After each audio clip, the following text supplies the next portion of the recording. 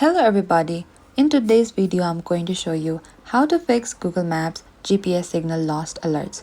If Google Maps keep displaying a GPS signal lost alert, your iPhone may be having trouble determining its location. So firstly, you need to open to your settings app. And here you need to scroll all the way to the bottom until you find this privacy and security. Select there. And over here, under this privacy and security, you need to select this location services and make sure the location services is toggled on. If it's toggled off, you can simply select this icon to toggle it on. And here you need to again go to your Google Maps, tap over your Google Maps here, and you need to select this while using the app.